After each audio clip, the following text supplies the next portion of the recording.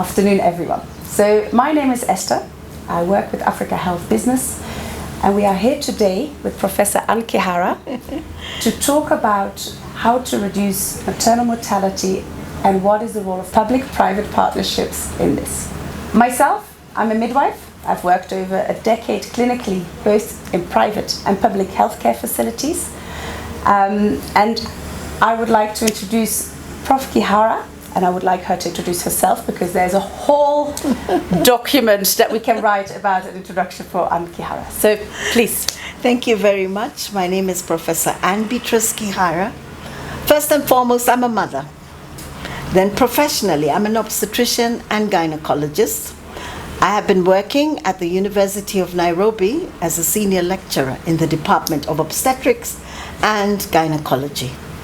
But in the last 3 years, I was given a very interesting and very honored role to be the president of the International Federation of Obstetricians and Gynecologists. This is the umbrella body of all the gynecologists globally. And in this ride that I did have, because now I'm the immediate past president, basically took on the flagship that really resonates with the topic of the day, reduction of maternal mortality.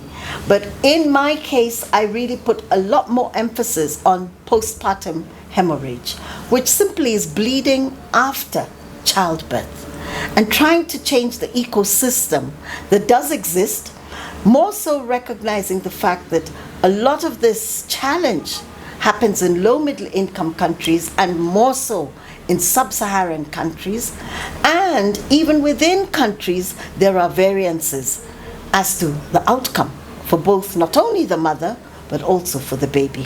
So I'm happy to be with you today. Thank you. Thank you for being here. First of all, I want to congratulate you on that presidency. I was there in South Africa, in Cape Town. Oh, wow. And what you've achieved, for me personally as a midwife, and I will probably be talking from the heart of many midwives, what you've achieved as a president of FIGO to really incorporate the voice of the midwives is spectacular. Thank you. We have seen the new consolidated guidelines on PPH management. Yes. And we have seen the voice of the midwives in there. It is a document that I invite everyone to read that was co-designed by WHO, FIGO, and the International Confederation of Midwives. Yes. And it is a fantastic document. It will harmonize. And it is a perfect example of partnership. Perfect. So thank you. Can't say it any better. I found that a very interesting ride, but I will be honest, and I want to put this out in the sun dry. I recognized the value of a midwife many, many years back. To be honest, in my formative years as a very young medical practitioner, not even as a gynecologist, and I'll give you that story. What really happened? One evening, I had a patient who needed an emergency cesarean section, and I had to call my senior medical officer because I had just joined the outfit in Nyeri as one of the doctors. So as a junior doctor, I did what I needed to do, called him in. It was 3 a.m. in the morning, and when he came, he was drunk, and he opened the abdomen, and the next thing I knew, he had dropped by the patient's bedside. We're in theater. Wow. And having gone to assist him in the operation, it meant I needed to step in the leadership. And I remember clearly looking across to the midwife who was the assisting nurse. And I said, "How long have you been in theater?" And she told me, "Well over 30 years. And I said, "You will show me the way." And we operated on that patient together. I resuscitated my colleague. I didn't forget about him. But what it left in my mind was we have to have a collaborative agreement and work culture. Yeah. I don't talk about teamwork. It's a culture where I am respectful of your competencies, you're respectful of my competencies. You are both held accountable for the primary thing we should be focusing on, the patient. Correct. That was my beginning. Fast forward, when I became a leader as a gynecologist, my cascade to the global stage started here in Kenya. Yeah. The Kenyan Obstetrical and Gynecological Society. And I remember saying in our society, we had been growing and we had grown from a staff complement of 2 people, gotten to 7 people, and I said, I can't work on this on my own. I need a CEO. And I conducted interviews and I got a midwife. And let me tell you, if there's any time I learned all the lessons I needed for leadership, it was that time. Yeah. And let me give you another little secret. She believed in me even before the world knew me. And she said, Anne, you belong to the global stage. Yeah. That came from the voice of a midwife. And I guess that's why I did where I ended up being. She was very right. So I have fought deliberately that midwives are equally important as a gynecologist. Yeah. Midwives need to work in cahoots or in co-unison, respectfully. Yeah. We know our boundaries, but we both need to also recognize we are accountable to the primary user of care. And that is the patient. What do we both stand for? Healthier outcomes for mothers and babies. So let's focus on what matters most. Our training pathways may be different. My last example, I have had doctors, and there's one doctor who really stands very clear in my mind, who came to train in Kenya as an obstetrician and gynecologist. But what was his background? He was a midwife. There you go. And he decided to jump ship and become a gynecologist. So, ladies and gentlemen, it's not where you start, but where you end and what you stand for. Agreed. Period. Agreed. Yeah? It is. So it's been a journey. I subsequently, even when I was in the leadership of FIGO, yes, the midwives really pushed a document called Stage, which was looking at midwifery care models that need to be incorporated in nations. Yes, I will say, FIGO did not sign or appendage to that document, but for different reasons. Okay. There are countries where there is no midwifery training. Correct. Yeah, Correct. which respectfully, the Latin America, to be specific, were really emphasizing. Now, this would mean the government has to change and train this new army of midwives. And I said, you have nurses. Yeah. So all we're trying to say is inculcate stronger midwifery skills in this area. But the other question was, people were haggling with hierarchical leadership. Yeah. It's often an issue. It's a major issue. Yeah. And I don't blame the gynecologist, because the way we have been wired, and it's a wiring thing throughout your training course and throughout who reports to who and how do you cascade even when you're referring a patient, really speaks to hierarchy. Yeah. But ladies and gentlemen, honestly, look at it in the current context that I really want to focus here. Do we have enough healthcare workers? No. Are we about to start recruiting 1,000,001 workers? And is it the numbers that should matter, or the quality of service delivery with what you have? Correct. Doing more with less. Be efficient. Be efficient. Number 2, try and tell a gynecologist to move to a rural village. Is it something that I would do? I'll say no. Yeah. I have been in programs where I worked with AMRA for well over 10 years, conducting decentralized provision of emergency services as a gynecologist. But oftenly when I would go to those rural villages or in the Asal regions of both Kenya and Tanzania, I would often ask myself, would I be agreeable to live in that environment? Because you quickly begin to say, it's not just about work. It's about what's my family going to be doing in this place? How are my children going to be schooled? What kind of schools will they go to? Correct. There are a lot of other confounders. Correct. It's easy to put me there for a couple of weeks and pull me back to vogue.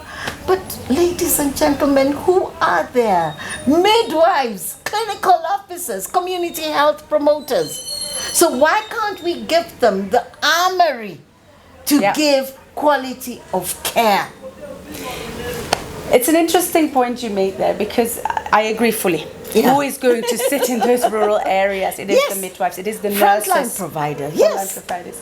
And it's something I mention a lot. Yes. Right? We talk about skilled birth attendants. Yes. Often in documents. Why? Because in some areas there is no midwives. Yes. Some nations do not have a midwifery education yet. Now, education is done both by public and private. Yes, and it we're is. here also talking about public-private partnerships. So I really want to hear your voice on that. On how do you see that public-private partnership, even within healthcare workforce capacity building, how can that be strengthened? That's a very good point. And I want to go back to where you started with this question.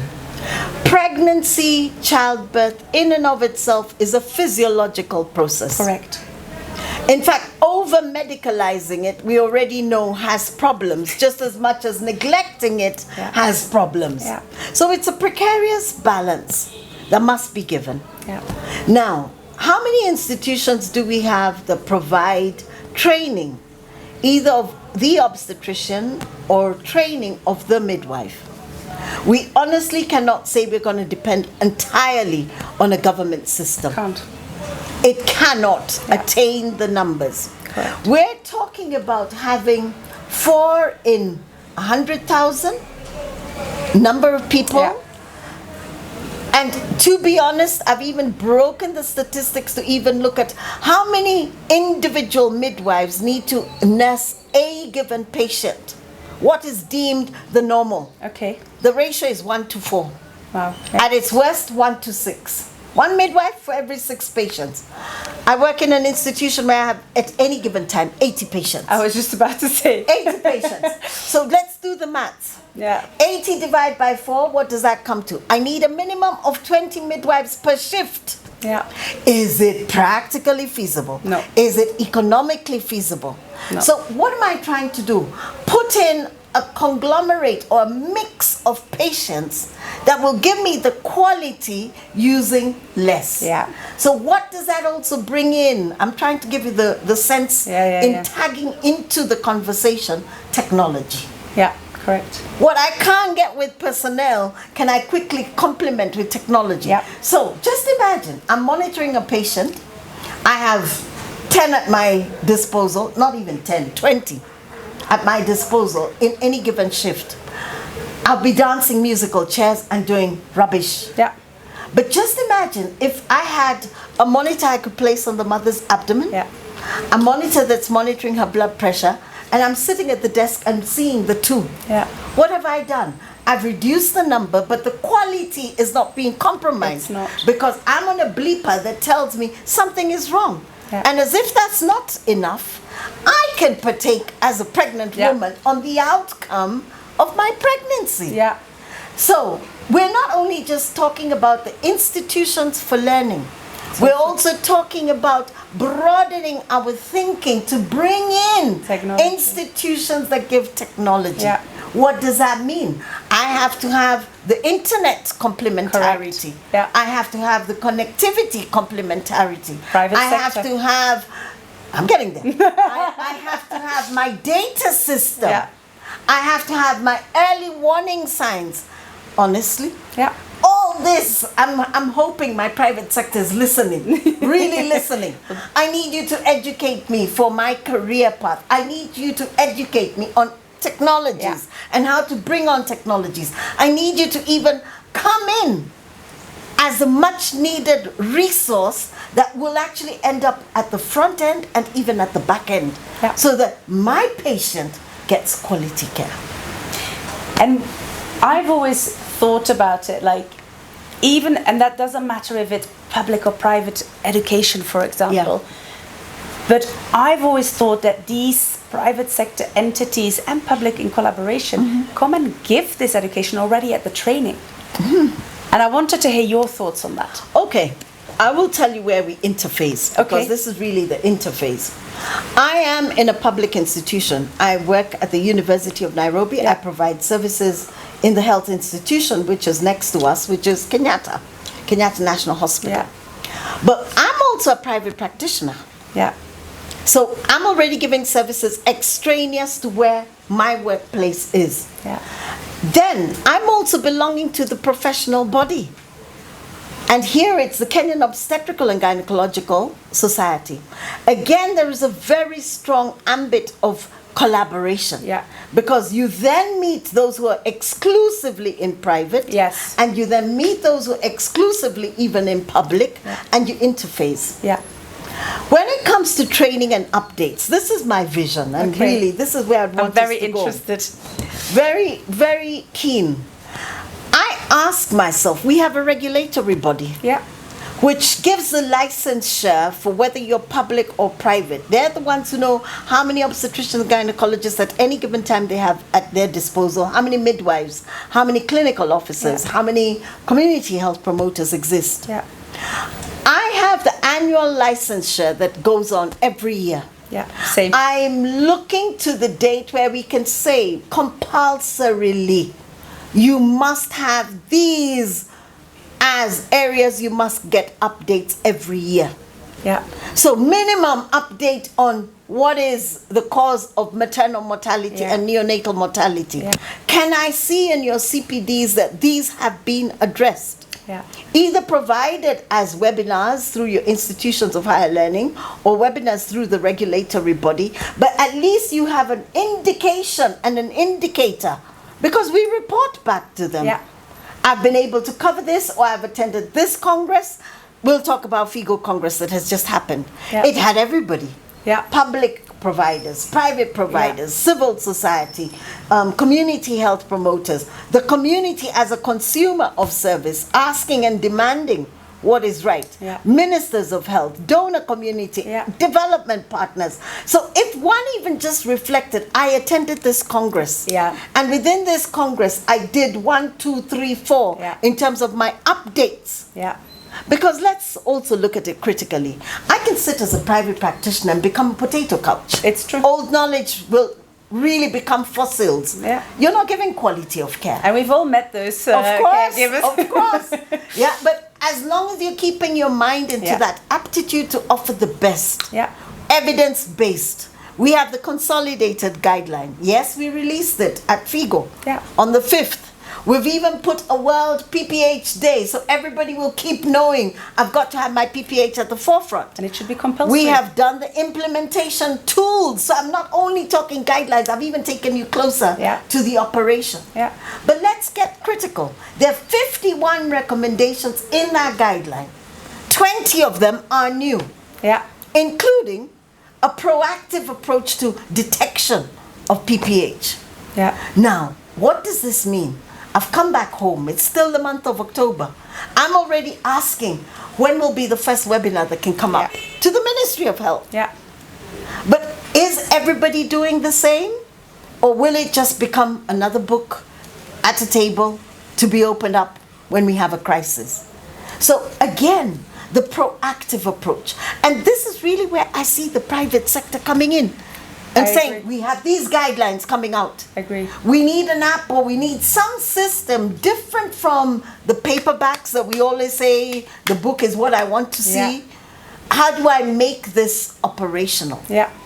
This is where I believe private sector can help me with capacity building, can help me with translating whatever new research is coming. And I think what you mentioned as well, and maybe for the listeners, good to know, as healthcare professionals, we need to do annual CPD training. So it's continuous learning to ensure we stay up to date with new evidence-based research. Yeah. And you brought a very good point there, because new consolidated guidelines, perfect example. Yes. If that's not mandatory to be part of your points, how are we going to actually make sure that from community level up, everybody we pressure knows. everyone? That's my concern. I've said PPH was my flagship. I've done what I could possibly have done. Yeah. Yes, very good Congress. Everybody was happy that, yes, you promised this and you have delivered. But I'm now not even focused there. The journey has just begun. And this is why I'm in your office this morning. Because I'm telling your boss here that I need a way to make it operational. So we got a very clear way forward. We're going to have to use healthcare professionals, their CBD training, and then also we're going to look at what the role of the private sector is in making sure that these new guidelines can be implemented sustainably. Now, don't forget, close to 40% of healthcare is delivered by private sector. Yeah. That's not a small number. It's not a small It means for every 10 women, 4 of them have come through a private system. And I'll even make it a little bit more, because we have the inefficiencies sometimes in a public system, and you will find a woman will be tracked privately. Correct. But because of cost checking, she just comes for delivery in the public. Yeah. But So when you look at the patient individual journey, then you begin to see different dynamics playing between the private and the public. Yeah. So it may be even more than I'm saying. Yeah. When you look critically. Of course. Yeah. Number 2, what are the packages that I am offering? Now I'll jump a little bit into the newborn so that you see where I'm going, because I want you to apply this to both the mother and the baby. I want a healthy mother, I want a healthy baby. Let's just take an example, immunization. Yeah. I have the Kenyan expanded program on immunization that speaks to the normal routine vaccination programs that should be. I go to private, it's a very different ball game. Correct. We have much more being given in the private sector. Yeah. So you find mothers even getting confused as to which system should I follow. So again, I want to bring another dynamic here, which is standardizing. Yeah. It shouldn't be, I get a better thing in private from what I can give in public. I'm a very firm believer in equity. Agreed. Equity. It shouldn't be that when I cross over to a private hospital, I get better service than what I get in a public hospital. The sunrise should be the same. Yeah. So how do we bridge such that we're talking the same language all the time? It's such an easy, like it almost looks easy. Yeah. But even different countries have different guidelines. Exactly. Like I work a lot with Kenyan moms. I work a lot with expatriates, and they will come to you, and you'll have had the same. Hey, which vaccine routine do I? Yeah. Okay, it may differ. Yeah. The context in each country may differ, Yeah. and we have to recognize that. We have to also look at resourcing, which is something I hope we'll discuss. Yeah. We also Next have question. to look at the priority agenda. So the epidemiology of disease really varies per nation. But there should be a minimum standard. Agreed. Yeah. That minimum standard should be, if we know we have a problem with GBV, for example, GBS, sorry, for example, or we have a problem with respiratory syncytial virus, and the epidemiology is showing you that's what you need to vaccinate the mums from, why not? Agreed. Why not? Yeah. So this brings in active implementation research, surveillance, secondary look at data. When you have bad outcomes, it's not enough for me to say we're doing MPDSR, maternal perinatal disease surveillance and response. It's not enough. It's not enough. And how is it done is different as well. When I have a perinatal loss, and in this case I want to expound it for somebody who's not medical, I have a stillborn, unfortunately, who's born because the mother carried the baby but got to term, the baby was not alive. Yeah. Or I had an alive baby when I walked into the labor unit and that baby died during the process of labor. Yeah. How much attention are we giving to understanding the root cause? Very good question. The root cause of that problem. Yeah. There will be the events of labor, that's not enough. There may be the post-mortem that we would want to do. There may be the lab works that we would want to take. There may be the genetic screening I may need to do. My facility may not have the capacities to do all this. Yeah. But who can I pull in? Say the word, the magic word. Private sector. It's true. So some of this is really trying to get into partnerships where I'm respectful of what you're bringing to the table. Yeah.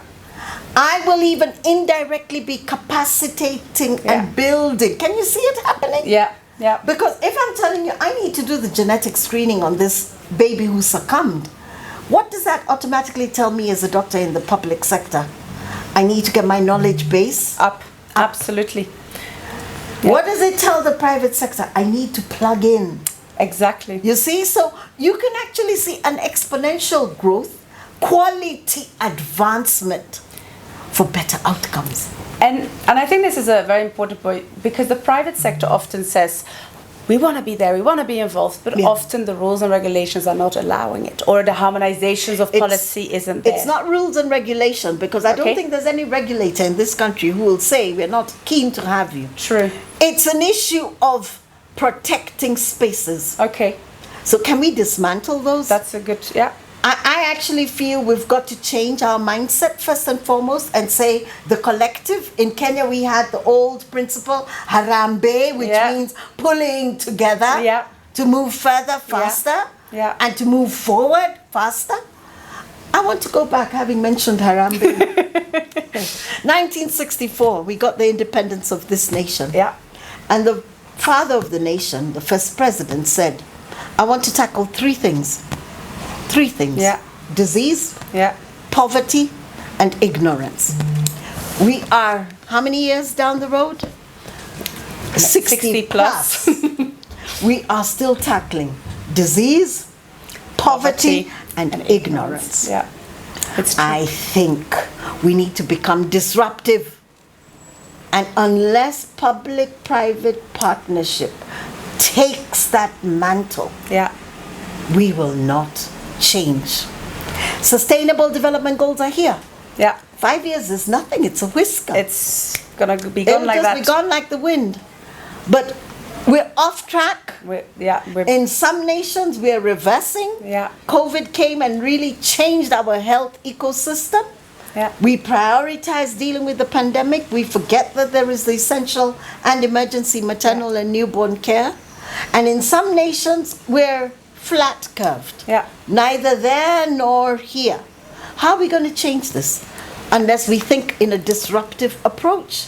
And it brings me to my next question, because disruptive approach, a lot of disruptions has happened this year. Yes. Oh, yes. Finances have dwindled. Yes. Oh, yes. There's huge cuts. Projects have gone. We are all looking at local resource mobilization. Yes. It's going to be needed. It must be done. And a lot of people will say, maybe not bad it happened, it should not happen like this, but maybe we are really being fast-tracked on looking at local resource mobilization. What are your views on all of this? Honestly, I want to take a step back, because I really want you to get the full gambit. Sexual reproductive health and rights pushback. What's its implication? Sexual reproductive, those two go together. We're talking maternal, newborn health. Rights, the right to health as a moral imperative. We shouldn't be requesting for health. No, it's a right. I really want this communication to go across. Do we really value the women and women in pregnancy and her outcomes? Where you recognize this is the citizenry of your nation. Not just for today. For long term. Generations. Lifelong. When a mother labors in the bush, gets to the hospital, and that baby is born, and the baby ends up with cerebral palsy, what is the productivity of that individual? And contribution to that nation? When a mother gets to the hospital, and she delivers her baby, and is left with chronic hypertension or chronic renal failure as a result of hypertensive disease in pregnancy, what is her productivity for your nation?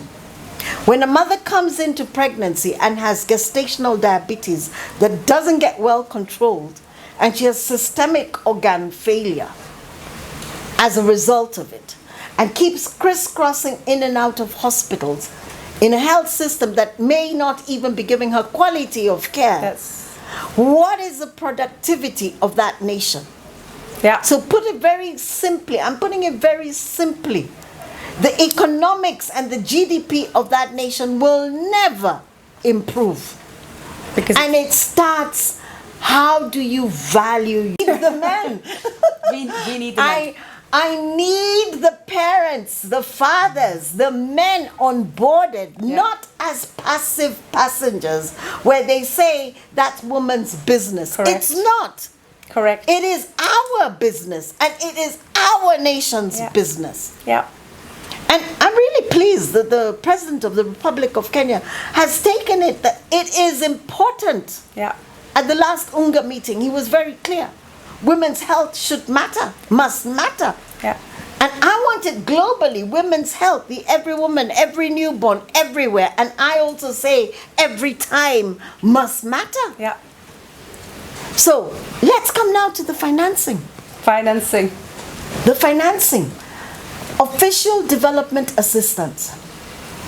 We've had pull-out from high-income countries. Yeah. But let's look at it on the converse with the backdrop of what I've just mentioned. Who should be responsible for the health of your nation? An outsider? Or should you own your own processes? Yeah. I believe it should come from within. It should be core, fundamental to us that it matters. Yeah. So, adding other layers to this, which unfortunately it was a sudden cutoff. Yeah. What has it done? People have lost livelihoods. Yeah. The staff.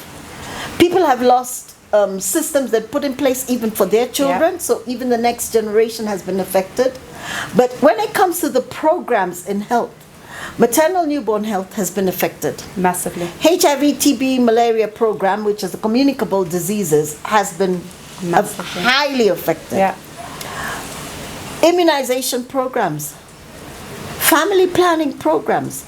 And when I look at it, and when you look critically, in depth, what are we basically saying about women's health? Yeah.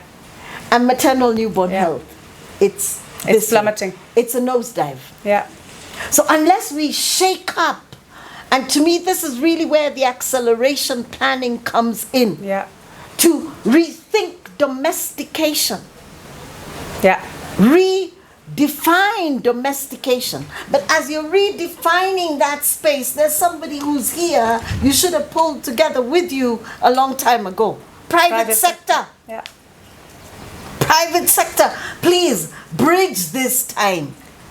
So that we don't see what I'm seeing. We've got your stockpiles that you've had maybe for 3 to 6 months. Yeah. Now we're in that critical space, honestly, the 9th to 12th month, where I'm beginning to ask, what are we waiting to see? A catastrophe.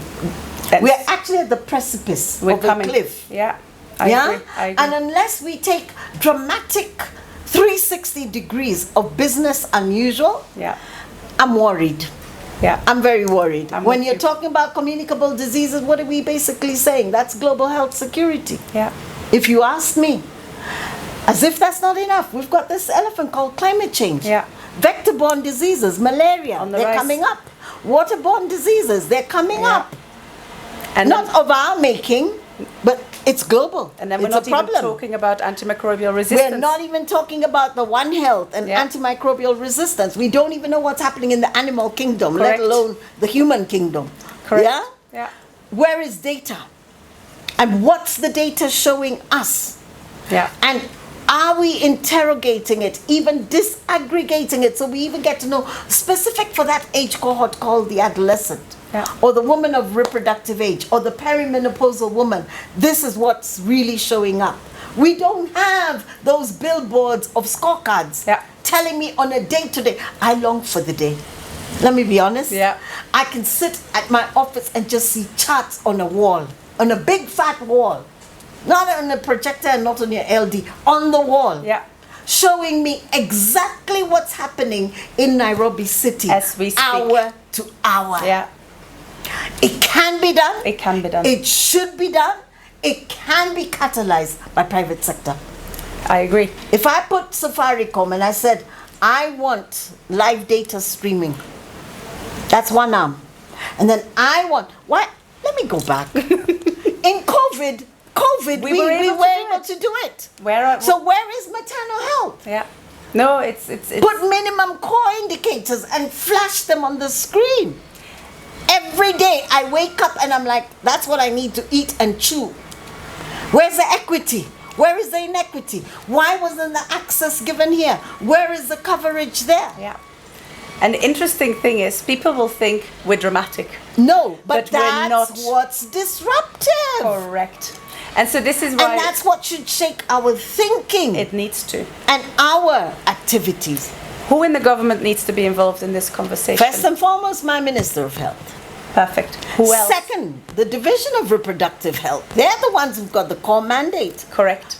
Okay, we can talk about that division, but we also have the Division of Family Health. Yeah. But let me tell you, I don't want to put silos, because does immunization have a role in maternal newborn health? 100%. Does nutrition have a role in maternal newborn health? 100%. So I believe my Minister of Health should have a coordinated team that is just told, I need this data daily. That's it. I want to add one more minister in there. Add. Minister of Finance. Of course. Of course, because we were naive and trailed off. Finance is critical. But my finance minister will ask only one question. Yeah. Can I ask it to you? Please. Might not sure to answer it, but let's try. What's your priority? Yeah. Maternal newborn health, family planning, nutrition. You've told me about all of them. I need to plug in, where do I expect to get maximum value for money? Yeah. What is your prioritized agenda? So I would hope Yes. that they would say, because I would have an answer for that. Okay, that's fine. We would like to increase the GDP. That's perfect. That's a long-term goal. Exactly. What do you need for that? What do I need to get there? Exactly. You know what I would say? Healthy community. No. Invest in data. Agreed. You know why? Data will actually give you the trend analysis. Yeah. Data will give you the hotspots. Data will tell you who's dying out and should be looked at as a critical populace. Then I plug my money in. Efficiently. Exactly. Yeah. Agreed. And then review the data after you've plugged into that. So you would then be having rapid result initiatives every 100 days. I'm having something that I'm working on and looking at the results. The results is all data driven. Yeah. All of it. It's not going to be monkey science. No. Once you have the data, even the financiers can actually see, aha, now we're beginning to see a change. The impact will be the healthier community. The impact will be an elevation of GDP because I have a healthier population. Great. That's far. I'm looking at the small gains building to a crescendo. Yeah. Let's talk of an orchestra. Perfect. An orchestra. What do you want? You start with that instrument and that instrument and that instrument. You can bring them to bring joyful noise or bring them to give you a disaster. Chaos. Exactly. So I want a Beethoven in maternal newborn health. That Beethoven can only come if we are systematized into systemic thinking. Yeah, I agree. And to have everybody on the same page. Yeah. So your coordinator, here in my case, the coordinator of this orchestra is only one person. That's my Minister of Health. Yeah, agreed. And that should be happening across nations. So can you imagine with the ministers all doing the same reassessment, reevaluating, prioritizing, contextualizing for my nation, for my counties, within counties, the variances happening? Yeah. Because you've got the global picture, you have a feel of what's really going on. And then put that together. So Minister of Health, Ethiopia, Kenya, Tanzania, Uganda, Rwanda, Burundi, Chad, DRC, name it, West Africa. Now the ministers do have their caucus where they come together and you say, look, this is what we saw as our priority. This is how we've moved with an RRI. And then we come to this is how we move. So you also now add the added value of cross-learning, cross-networking. Yeah. And I believe, honestly, it is the lack of results. This is my opinion, not anyone else's.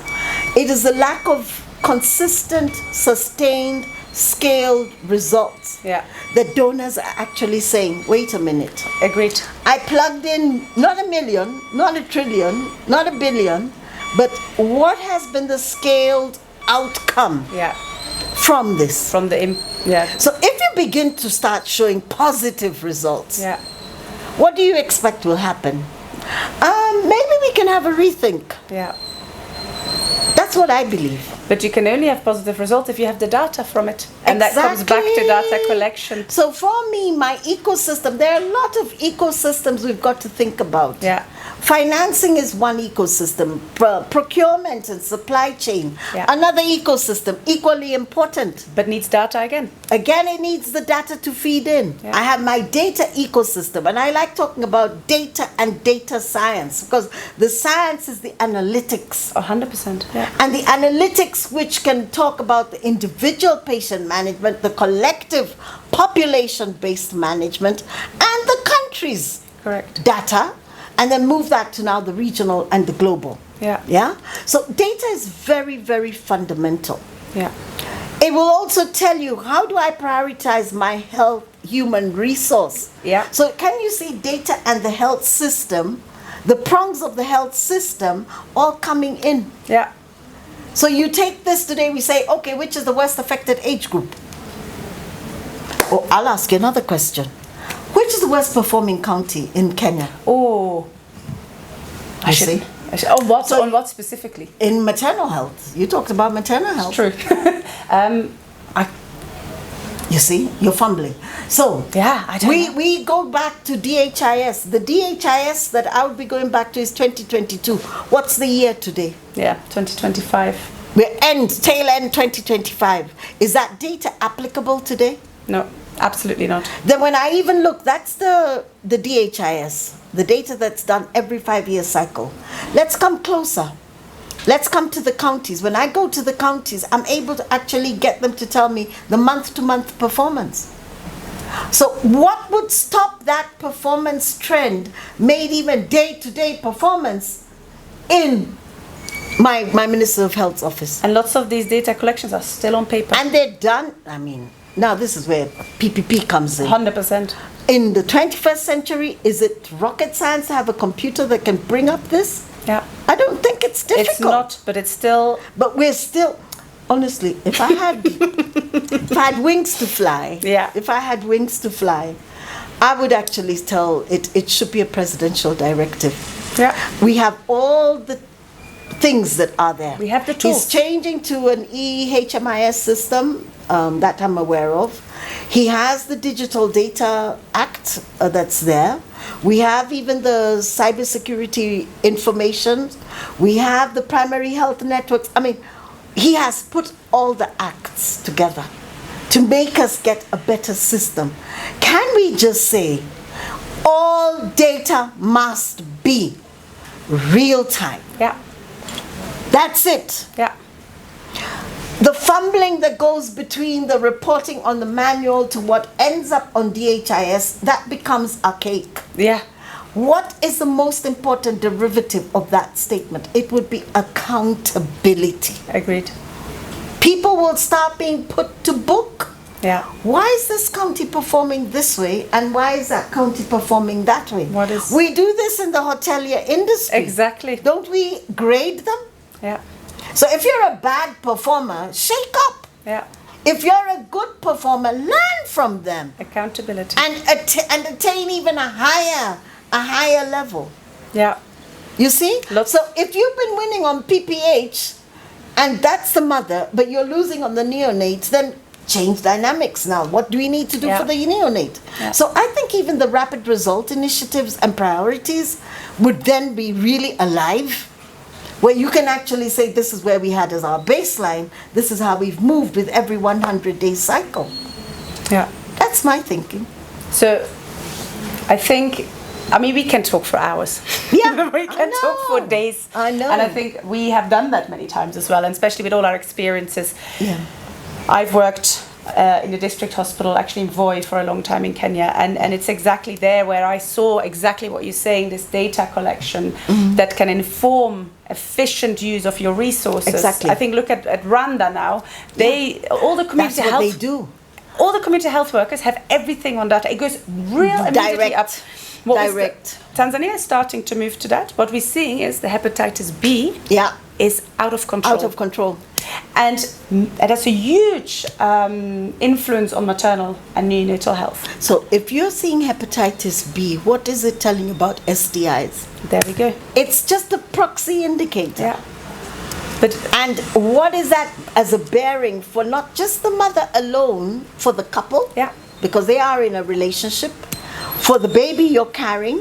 Yeah. And for the other babies, because it's a communicable disease. Absolutely. For the community that you are resident in. Yeah. So can you see even the global health security blowing up? Again. So I love lessons learned from Rwanda and even Ethiopia. Yeah. Yeah. They quickly recognize the value of data in real time to make decisions, for surveillance, for prioritization, for financing, for efficiency, and all these, we have it. Even when you look at the building blocks, just pull out WHO quality framework. Yeah. It brings you the health system block. Pop. There we go. But at the other end, it doesn't say it very loudly, but it talks about the quality of care. It talks about the financing, and it talks about efficiency. Yeah. How do you do all that? Data. Technology. Very good. Those two go together. And that? And again, with the data, what happens is your R&D, your research and development agenda gets picked up. Yeah. Picked up. When it gets picked up, you have policy directives. You will have advocacy that's evidence-based. Yeah. So I'm not saying my gut feeling is the best performing county is County X. Yeah. Based on what? Correct. And which indicator are you looking at? Because that will begin to become precise. Yeah. So my advocacy becomes smart advocacy. My accountability is pricked. Yeah. And trust me, let's go back to COVID. Every day they gave the data on COVID-19. Yeah. And every day people reflected what is the implication with where I am in point in time. We saw it coming closer to areas. So some areas where it was invading, people are like, whoa, I need to stick in that house, you know? Yeah. But the other thing is, what people didn't realize is the community now began to see it as a demanded reporting. Yeah.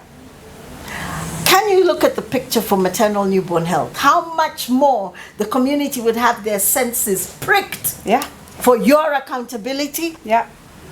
And that's the demand I really look to see, the agitation. You guys are not doing enough. Why is it in county XYZ it's not the same as ABC? Yeah. Accountability. Yeah. So what is it that they are doing you can't borrow from them, or they are doing that you can't be better than them? If it is a matter of human resource, now they'll start asking, so how many people are in that maternity unit? Yeah. You see, the community has a voice. Those technical working groups that are dealing with the science will also be put to challenge by the public forums. There we go. Which I think is only a healthier way of looking at delivery of health. Yeah. What you may not know, as we were doing the consolidated guidelines, quietly in the background, I was working with Latin America. Okay. And right now, as we speak, there has been an update on maternal newborn health as a moral and rights imperative. Amazing. It was released on the 3rd. We released our guidelines on the 5th. I saw. So if you can marry those two documents, you're basically being told, we're watching you. Yeah. We are watching you. This is not what you think it has been. It has to become business unusual. Business unusual is Prof. and Beatrice Kihara everywhere you go, but it is so important. I think I speak for many women, adolescents, young girls that might not even know it yet. But thank you for everything you do. Thank you. And please keep shaking up this narrative. Please be that drive. Well, as long as I have a voice, and as long as I'm not talking politics, I'm talking the health of women I so love, and mothers and babies I so love. I'm talking even as a mother. Yeah. And having come from the privilege of having had a good outcome, Yeah. and watching in my practice over the years, we're talking 30 plus years, how women have suffered, families have cried, mothers have succumbed, men have been tormented by being left to nurse children. Yeah. Parents have carried pregnancies and had nothing to show for it, or even when they showed up, it was a baby who had problems that really, really changes even the economics at the micro level. Yeah. I want that pain felt Yeah. at the national level. I'm no longer in my reproductive years, but I cry for every woman and every baby to have that valued system. Yeah. I'll go back to the late Mohammed Fatala's comment. We know what's killing our mothers, and we know what's killing our babies. I always add that. We know. But it is societies that are yet to value their lives are worth saving. Yeah. So don't put a lid on me. No, never. We have to keep talking. I have to keep hoping, but I have to keep using data as my pedestal for that conversation. It must continue. It must go on. We must have women and babies that are born in an environment that's healthy, because it should matter. Yeah. They are our citizens for tomorrow. Agreed. Yeah. Thank you so much for You're your welcome. time. And You're I think welcome. as our advisor also for the Coalition for Women's Health of Africa, I think we have a huge voice that we will keep using. Yes.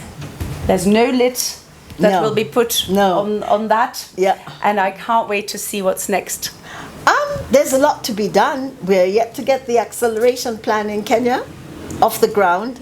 I know it's just a little teeny bits at the end scale, but that's just the beginning. Actualizing what needs to be executed is the doing. The doing. And the doing really belongs to you and me. You're in private sector. I'm in a cross-section of, well, 3 hats: academia, public, private, global, regional. But it's how do we get it done so that those outcomes and the pain I feel, the joy I would have to make that difference being felt by everybody in this nation, then I can close my eyes and say our work is done. But until that happens, I'm sorry, a few more sleepless nights. Thank you so much. As we said, what is it? Respectful and action-oriented partnership for a safer and healthier Africa. Africa. Yeah. Good. Excellent. Thank you. Thank you for having me.